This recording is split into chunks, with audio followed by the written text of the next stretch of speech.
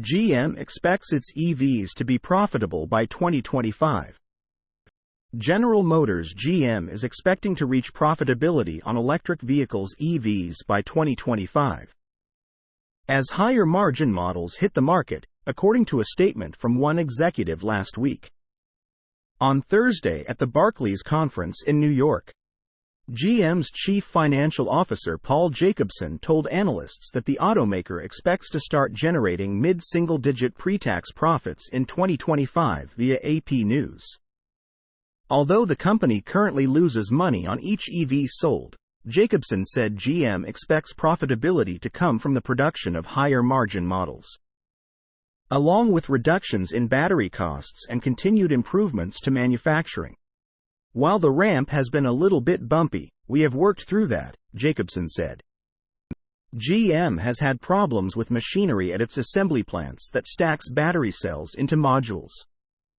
The automaker produces its battery cells at a joint venture facility with LG Energy Solution outside of Warren, Ohio.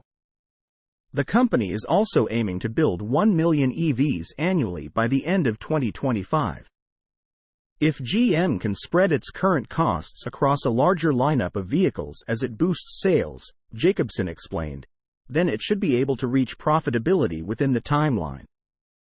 Among other topics discussed during the conference appearance last week, Jacobson also said that GM is expecting increased benefits from upcoming clean energy tax credit guidance from the U.S. Treasury, set to go into effect on January 1st. He also pointed out that the current forecast of mid-single-digit profit margins in 2 years is slightly improved from the low to mid-single digits GM was previously expecting. Jacobson also aired some concerns surrounding EV demand, noting that it is rising despite the rate of its EV sales slowing in the U.S. market this year.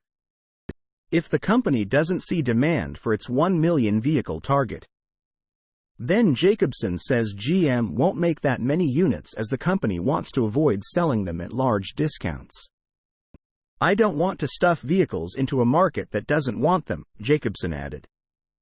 The statements come after GM announced plans to delay the opening of an Ultium cell plant in Tennessee and following costly 6-week strikes against the automaker, during which it said it would slow down its EV production efforts.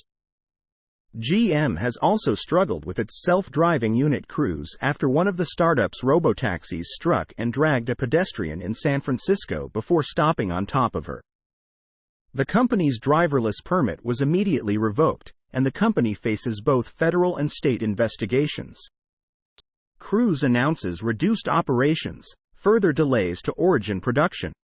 Source: reposted and summarized from Zachary Visconti at teslaupdate.